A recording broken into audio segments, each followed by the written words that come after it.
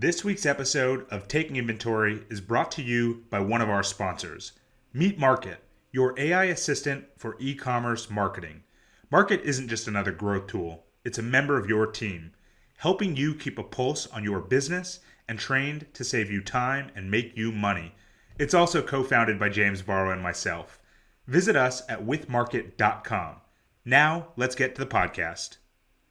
James, it's a big week here for us at Taking Inventory. It was your 39th birthday, so happy birthday, buddy. And we've had probably one of the most high-profile people that we've had on the podcast to date, welcoming Jackie Pimentel from Meta. Yeah, I mean, not only do I feel kind of old that I'm almost 40, but I've also realized that I've known Jackie, I think, for like 13 years. She was probably the first person I met at Facebook back when they were just the Facebook.com. And since then, she's gone on to do just kind of a ton of just super cool, inspiring things to the point now where at Instagram, she's overseeing marketing for Threads, creators, and Reels.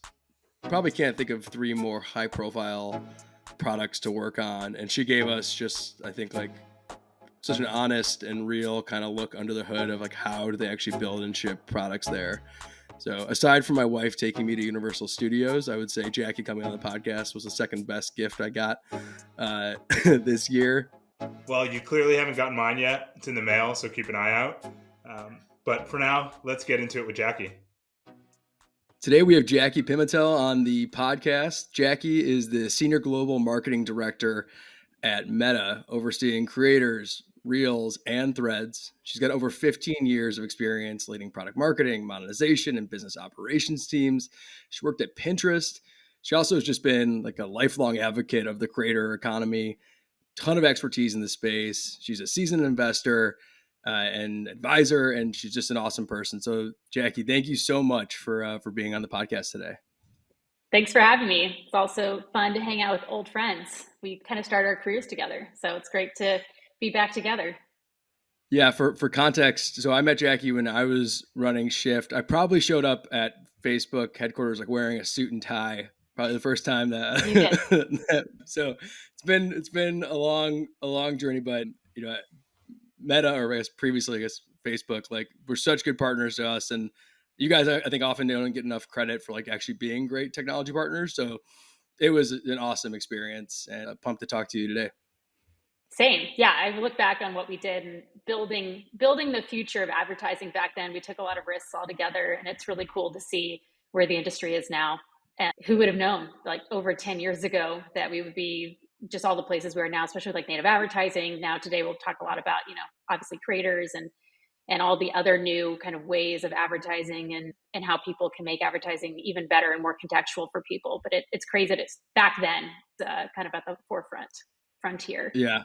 I often like joke that like 16-year-old me would be so kind of confused about how excited I still am about ads in general. Totally. But I think it's a function of like, because we, and your team's also just like, we're so like everything you guys did with the ads API and sort of building like what we now think of as to some extent walled gardens. I think just like it gave so much clarity to what you could do and all the different sort of levers to pull. So it's been really cool to see it. Yeah, totally. And I mean, you guys at that time were such innovators with the API marketplace and building out this marketing partners program.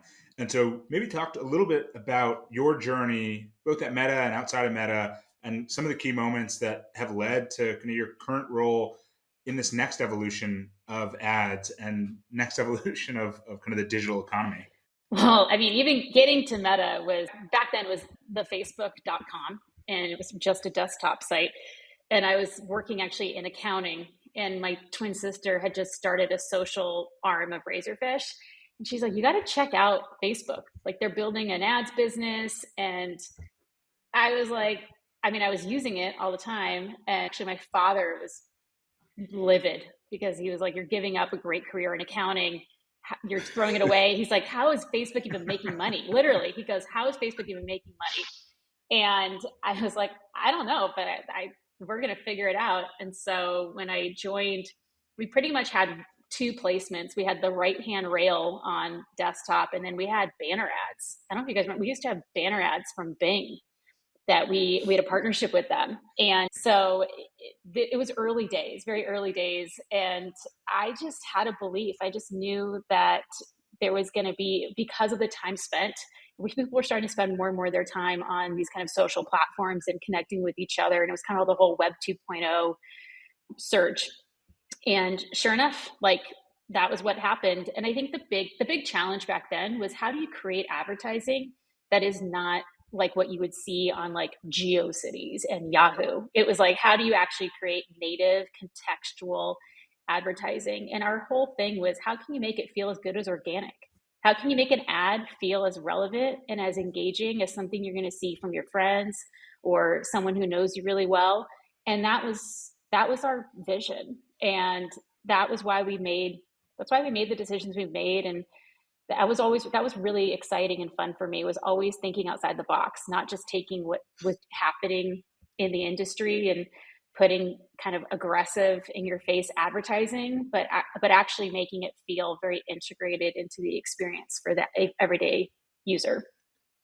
Yeah, it's crazy to just think about like how you guys like, I mean, you just totally change how ads work. Like the idea now that, like before that, I feel like ads were like these single player things. It was like you and like this like random context. And you guys like added this layer. I mean, obviously it was like the social by design thing, but like it actually was. And it's crazy now to think that it wasn't always this way.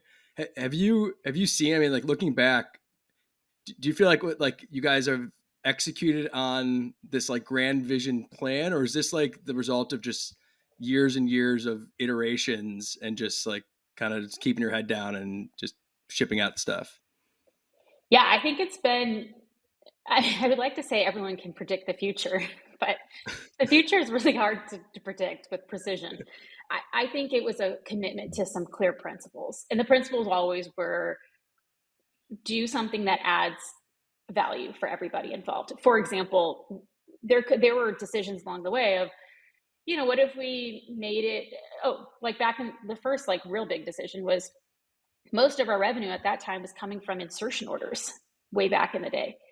We could have just kept investing there and desktop, but we saw growth was mobile. And we also saw an opportunity in creating more of a democratized self-serve advertising platform, which back in the day, I remember we had this vision where we were like, what if anyone could buy an ad and have it be successful? And that was the whole idea actually behind objective-based buying.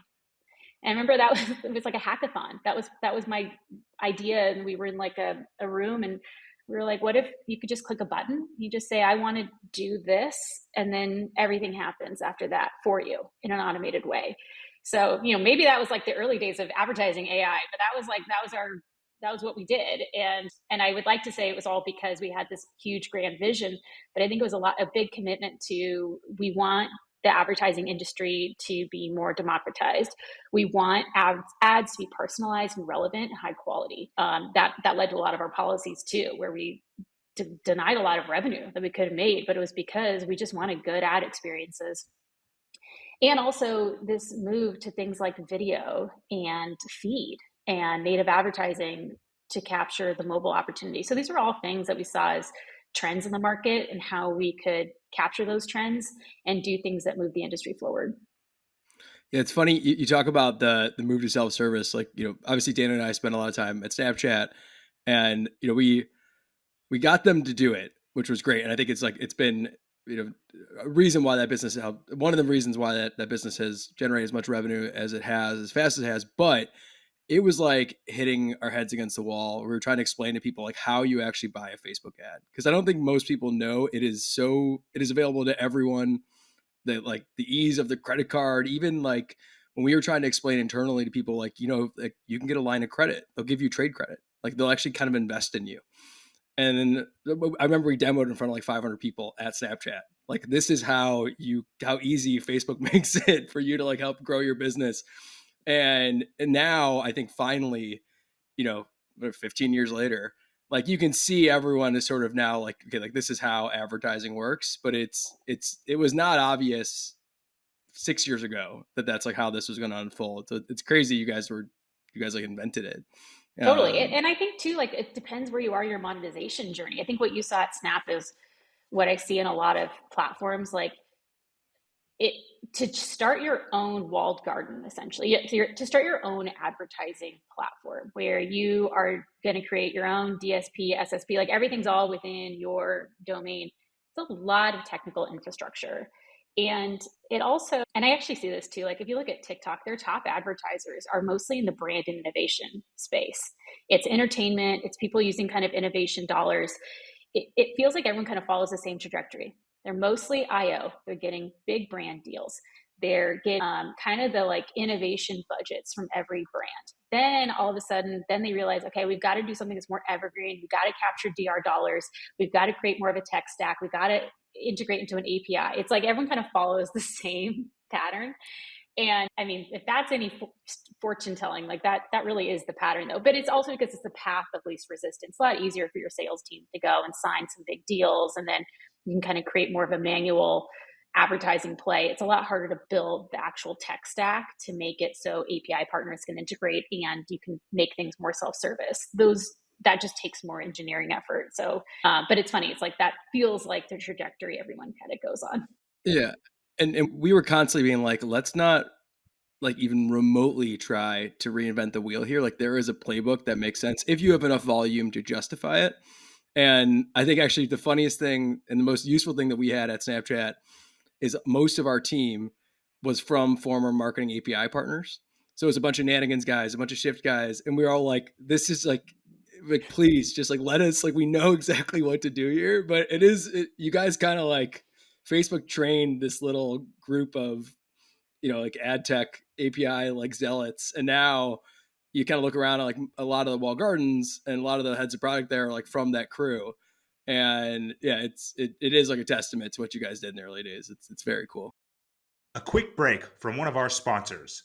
Meet Market, your AI assistant for e-commerce marketing. Market isn't just another growth tool, it's a member of your team, helping you keep a pulse on your business and trained to save you time and make you money. It's also co-founded by James Barrow and myself. Visit us at withmarket.com. Now back to the podcast. There's also this, during that kind of trajectory of going from the different types of advertisers, building the different types of tools, that we've seen a lot of platforms fall into the trap of they almost move the entire mindset of the company from a growth and customer standpoint to now we need to monetize this company. Snap kind of slow down growth. They've reaccelerated that. Twitter obviously did that when they were still public. Pinterest. Meta has done a tremendous job of being able to manage both of these things. And so are there any frameworks that you guys have applied that you think have benefited the company and the people in it to be able to grow at such a tremendous rate? Yeah, I mean, I think first of all, they don't necessarily need to be total trade-offs. I think there's a lot of consumer experiences that do well with monetization experiences. I mean, look at Reels right now. Great content from brands, especially if it's with a creator or user-generated content, is great for everybody. I've always been a believer that there's a way to create value exchange between Meta, a brand, a creator, a user, and where it's additive. Everyone wins. And it's a classic economics problem. Like, how do you do the transfer value, like so everyone actually truly is better off in that system? And I think those are examples where that's it's not really a trade-off, it's just like an easy, like, let's make sure that everyone wins in this scenario. I think there are experiences though where first and foremost you have to really nail the consumer experience. I think if you look at feed, for example, we didn't bring ads to feed on Facebook for a while. One, I think we just like it just took, we had feed and we just took us a minute to get there. And we wanted to do it really thoughtfully. I think the worst thing is you monetize too aggressively and too quickly. There are definitely consumers in certain markets that are more sensitive to advertising in their experience. So I think you just have to be like careful around when you introduce, how you introduce. Some experiences from the get-go, especially with commerce, can start from the get-go with advertising and monetization. Others, you want the users to be there first and foremost before you start introducing ads or really trying to monetize the space. And you also want to see what the consumer behaviors are. You want to see what they're doing too. Like, I think one of the things that works well on like, for example, your Instagram feed is like just discovery, serendipitous discovery. So it's like that's helpful to know. Okay, there's a lot of people who scroll. It's because they're not necessarily looking for anything particular, but they're open to being given something that's personalized and fosters some serendipitous discovery. So I think you want to see what the consumer behaviors are too before you really start to aggressively monetize, so you can understand how to capture them. Those are just like some examples. And I think like there isn't a hard and fast rule, but what you don't want to do is just shove ads anywhere just for the sake of shoving ads in places. Yeah, it's I won't name names, but I have friends at other ad platforms that will often send me examples of, in particular, Reels ad formats, because you guys iterate and I feel like test so much, Mm-hmm. and it's like purely you can tell it's like, oh wow, like the consumer behavior here is driving this. Like I saw one the other day where now you're in Reels and you can swipe from the right to open Yeah, up the browser, for example, and it was like a PM at another wall garden sent me that and was like, this is really smart. Like, why didn't I think of this? And I was like, I bet you they saw people's thumbs. Like they just like you guys are so good at it. And then the other one that someone said, which I just thought was so cool, was like, as a creator, you can turn on now like the direct monetization, and you have that ad unit at the bottom of the yeah, reel. And it was something we pushed for that at Snap years ago. We're like, this is such a good example of like the win-win-win opportunity here, where totally. like I can, and it's just like it's what I was, and it will become the norm, because I think when you guys usually pull it off, like we kind of joke. I mean this endearingly, but like Meta has the at times the reputation of like copying a lot of great, really good features on the consumer side, where we were always like, we should copy everything they do on the ad side. Like you guys know how to do it. Well, I can't comment on that part, but I will say that I am proud of the way that we have pushed the industry forward in a couple of areas. And yeah, but I think that speaks to like just consumer interactions can spark monetization opportunities, whether it is in the design of a format or how to connect a brand and a person. If you just first like make really intuitive and elegant experiences that focus on how you deepen the session of a user. Like I had this designer back in the day who said, sometimes with a phone, we're really good at the up and down scroll. But what about the depth of the phone? Like the tapping experiences and allowing people to create their own adventures to go deeper in pieces of content. I always kind of held on to that as something that was an interesting way to think about designing, whether it's ad formats or other things, experiences that give more depth to an experience. But the worst thing is you don't want to trap them. So that's why good user design, really thinking about how to let someone explore content in the way that makes them feel still like they know how to get back in return, then you can add more depth and more opportunities. Like I think too, some of the ad units, it's really cool to see that formats now can also start with monetization in mind in a way where it adds more discovery. And I'm glad that you brought up the creator standpoint, because I think too, one of the things I'm excited about with creators content in general is giving that's like additional ways that brands can get in front of their audiences. And creators have like a lot of our top creators, millions and millions and millions of followers. Or even if you only have like 20,000 followers or 5,000 followers, they can, if they, every word they hang on of yours is important to them and influences their decision. That pixel space that you're now giving a brand on their reel is hugely valuable, because now someone who's like a really important follower of that creator, it's click of a button for a creator to add that monetization into their own workflow, and then a brand gets that space, and if that increases the effectiveness of that advertising and it's much more compelling to the user, well then yeah, again, everyone wins. So I'm excited about those opportunities.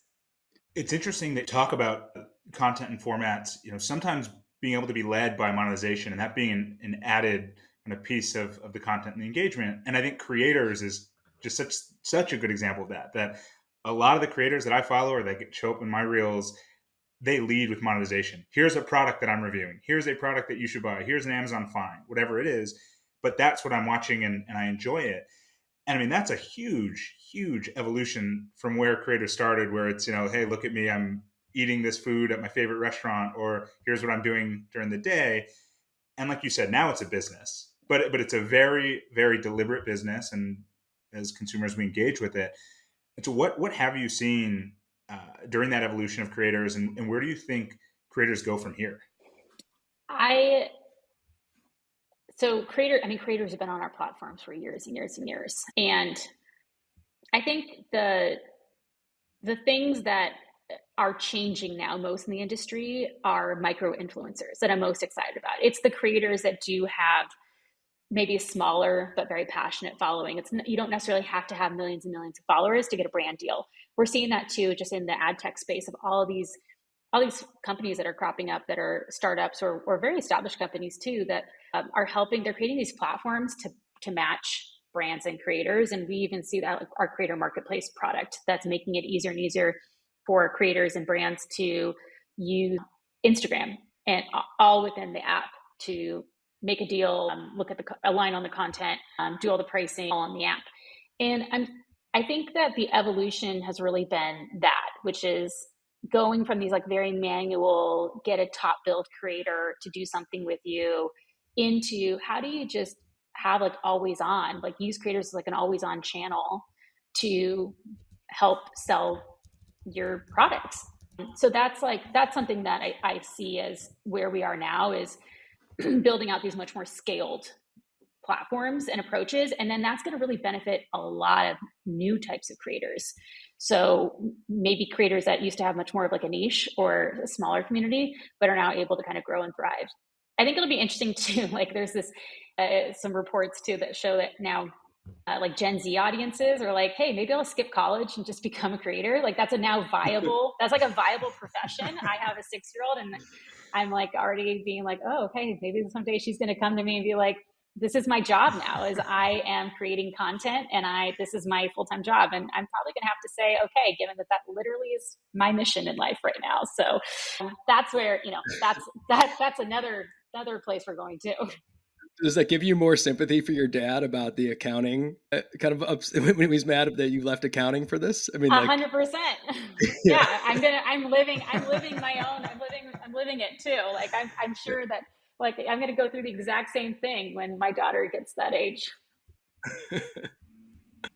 Uh, like Meta has so many SMBs advertising on its platform, and I think that's something that not a lot of other platforms have been able to crack. And so, how do smaller businesses start to utilize creators in a way that is easy for them, can get results, but also is within their budgets? So yes, creators and SMBs definitely share a lot of qualities. With a creator, we have a lot of free tools. Like Meta has tons of free tools. So we've got Pro Mode on Facebook. So just being able to have access to the best of the best content creation tools that we have. It also gives you access to better analytics. It gives you access to our business suite. On the Instagram side, same thing. You get access to different types of products. And so I think it's just taking advantage of all the free tools you have access to when you move into a creator mode. And we see millions and millions of creators taking us up on that, and they do that. I think that where I see like a convergence to like SMB and creators is definitely on the third party tooling, and that's something I'm really excited about. Is like I'm really excited about like how AI is going to help with the workflows of the everyday creator. So with content creation, content editing, how to like now they could do like a creator could literally just use AI to create tons of content and then customize it in various ways. So ideally, I mean, it could 10x their workflow in terms of efficiency. So those are some things that are not necessarily on our platform today, but I mean, I have no question we're going to be continuing to leverage the best of AI to bring to our tools. But I think like where a creator gets started is first using those free tools. We are definitely always bringing to the best education opportunities to help creators learn from each other. We have our @creators handle on TikTok and on Instagram. We put content out there daily, actually, where we are featuring other creators that creators can learn from. these communities are great places for creators to learn from each other. We see that too with SMBs do the same thing. Creators want to learn from other creators. They get the best like new hacks, new tips, ways to use tools that maybe even we didn't know.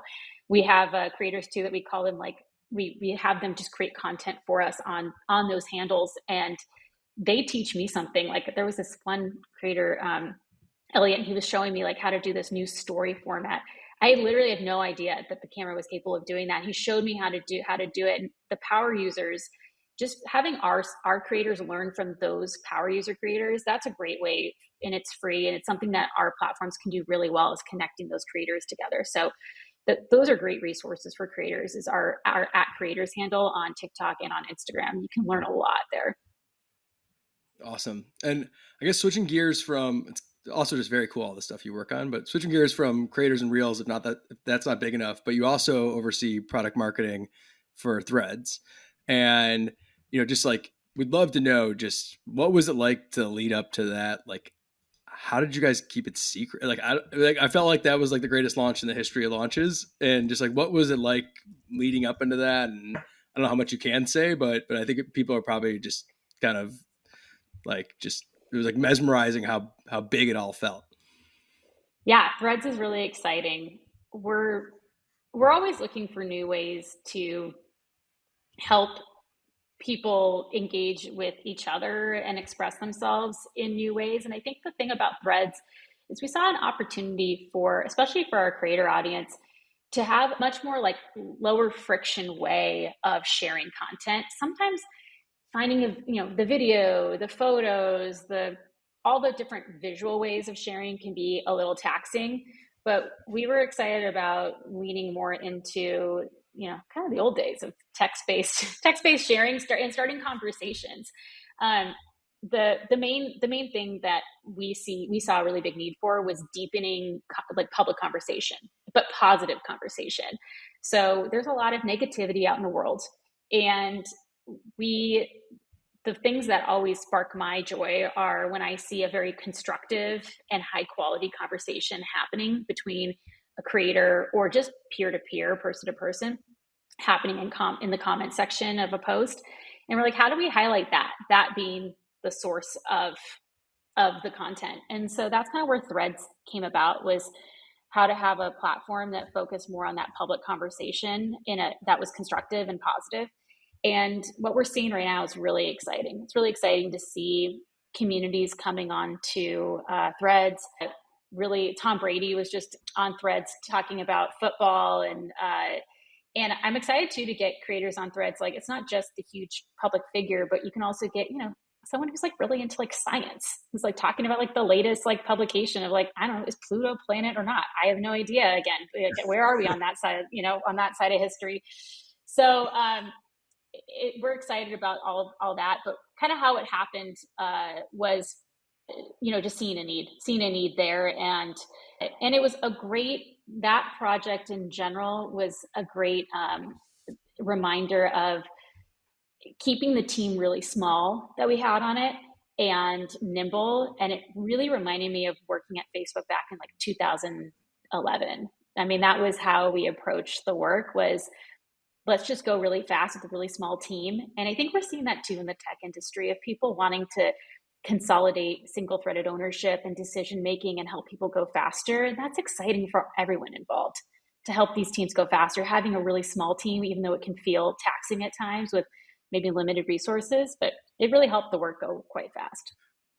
Yeah, it's funny you say that, because for our like startup, I mean, we're a small team, and I think we've never moved as fast as we are, because we finally were like, let's just flatten it. It's a small team, everyone like crank, and then these AI tools have helped like a lot. Like I was joking, like we're writing, like we have a new website coming out, and like I kind of work for AI now. Like it's now like it's definitely like I'm its assistant, Totally. and it's wild. And you have a whole series of LinkedIn posts you do every week where you're like talking about kind of where the space is going. And at the end of this, we'll put in the show notes how the people can read it.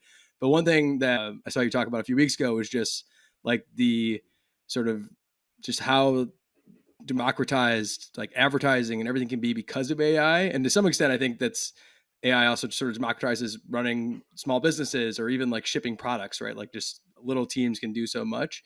But just love to kind of get your point of view of like how you think about it and how you think AI just in general will kind of permeate across kind of all the products that you oversee. When you launch a product like that, how do you get past the cold start problem? You've got all these users, but I come on and is there no content? Like, how do you get past that? Yeah, great. That was our big problem and question with Threads was, so one, I think it is attached to the Instagram graph. Like you notice, like when you log into Threads, it's from Instagram.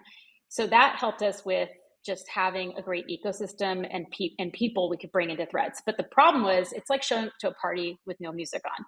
What is there when you get there? And so from the first moment that someone got to Threads, we wanted the content to be there, and that meant pre onboarding tons of partners.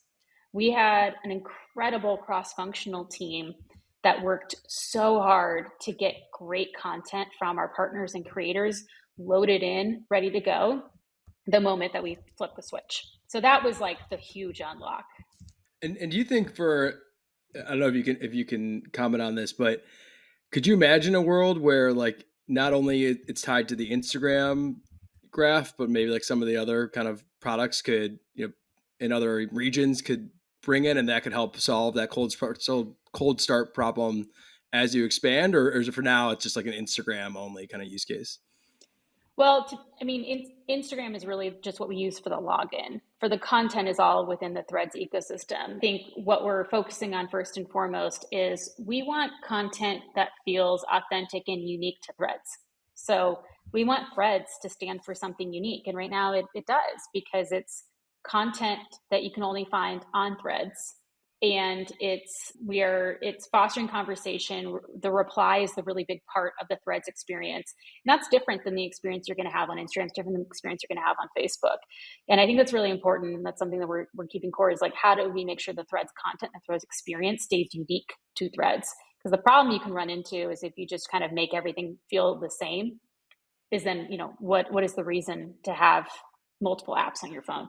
How do you move from an ecosystem where you've talked about consumer behaviors and studying that and building product based on consumer behavior to now the Threads app where you don't really have any history or you have no history of consumer behavior?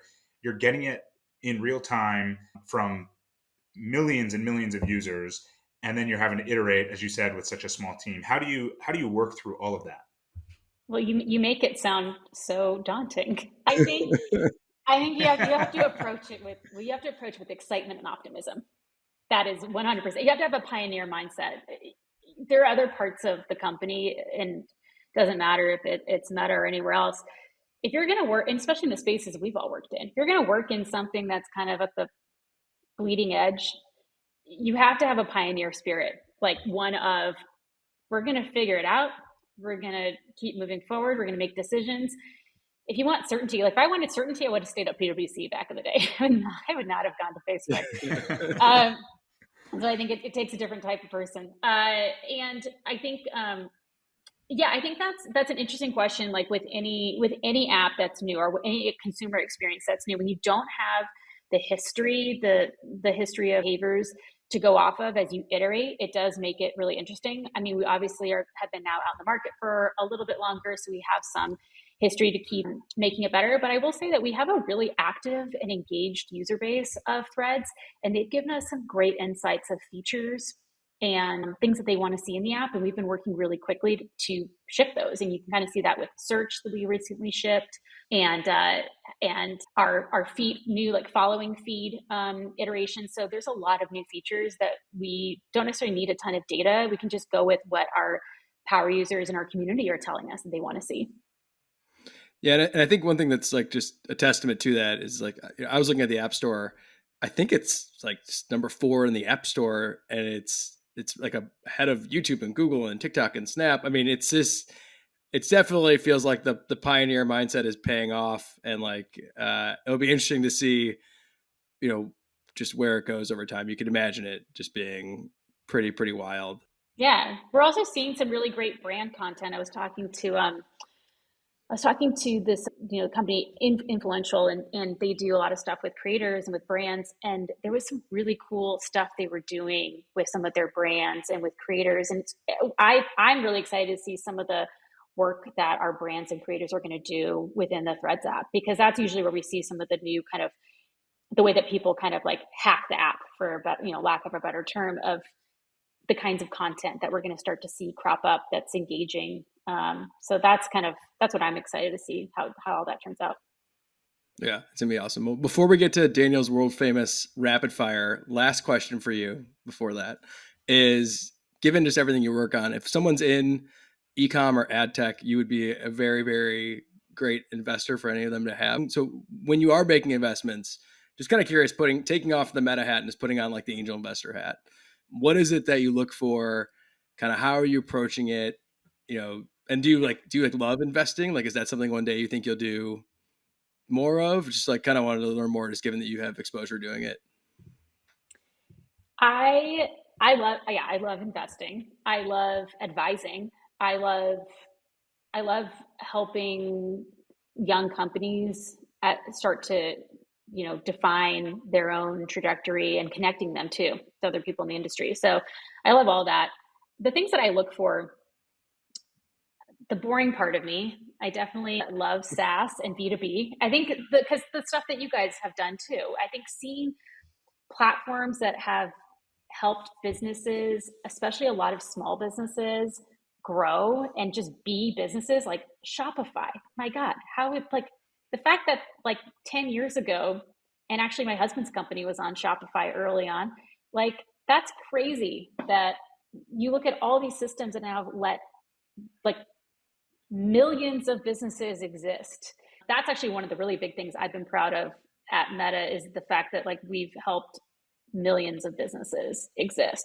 So I look at things that are solving like a B2B need, and I definitely love a good SaaS company. But the things I look for in the first and foremost are great founders with clear vision. Like what are they trying to solve, and what do they think they can do better? I always get scared if I hear like, well, we can just do it, but I'm just like, well, are you better than the next best option? And I that's one thing I try to really tease out, is their ability to differentiate themselves from their next best competitor. And then I I I look at to their economics. So I love, like, from a monetization standpoint, talk about monetization. How are they making money? Or is it a subscription? Is it recurring revenue? Is it one-time revenue? Like, what is their revenue model? But first and foremost, it's the founder team, it's the passion, it's their vision, and their commitment to having a great idea, and listening to their customers. So I always love to hear their own customer testimonials, and how they've thought about their customer experience, and how much they've iterated from, especially too, from like the beginning, like maybe their first customer, to where they are by the time I talk to them. If I see that they've made a lot of transformations from that, then that piques my interest, because I like a team too that is receptive to their core customers.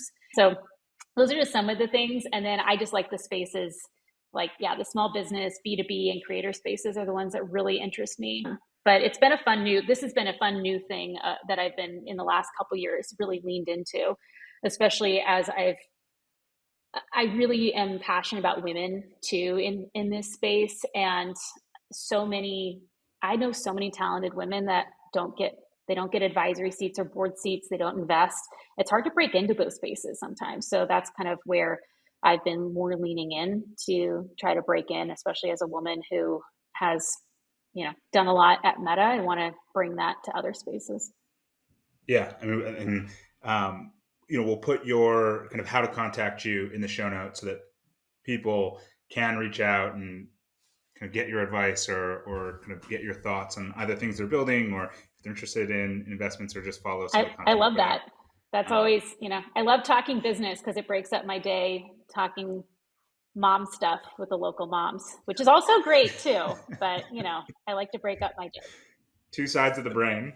Yeah. Exactly. Well, we've got two more questions that we'll close out with. Just want to get your quick thoughts on, talking about investing and everything you're seeing in the space. Is there anything you're most excited about when it comes to ad tech, e-commerce enablement, just that space in general? Yeah, that most of the content will probably be from creators. I love that now, that whole space, like the content, if you're not using creator content or the content does not feel like super authentic and native, forget about it. Like forget about the days of just boring, overproduced content. I love that now it feels so rapid, so authentic, so organic, and featuring creators. And so with that, like, is there advice that you have for an aspiring creator or a marketing person that is looking at creators as potentially an option? What is the advice that you would give someone either looking to be a creator or looking to utilize creators? If you're looking to be a creator, my advice would be use Meta. We have tons of free products and tools available for you. And the first thing is just be you. Just switch your profile to public, creator mode, pro mode, and just be you. You have a point of view just by who you are. So just start producing content that is all about you. And building your audience that way. And then for marketers looking to work with creators, our creator marketplace product is awesome. It does let you connect to a lot of creators. And like I said, these micro influencers, which micro is a bad word because it speaks to like them being small. They're not small. When I say micro, it means like you don't have to pay millions of dollars to get a great creator to talk about your product. You can get creators for very reasonable prices where everyone benefits, the creator and your business. And as a marketer, starting with creators that feel authentic to your audience versus going for, say, a big name creator just to have the big name, I think is always the best place to start. Like, you know the brand of your company.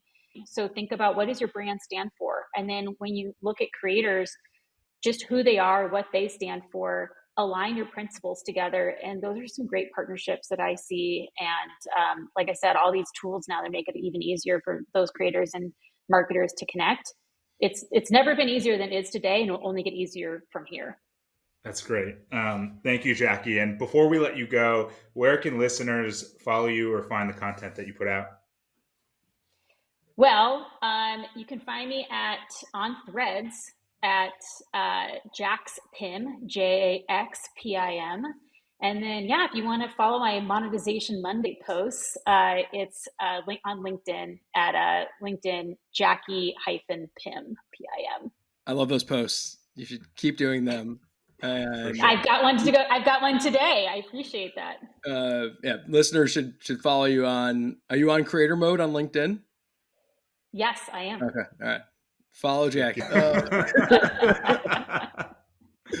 Well, awesome. Well, thank you for doing this. We really appreciate it. I know you have a ton going on, but it's awesome what you have built and what you are building. And yeah, we really appreciate you just taking the time to do this today.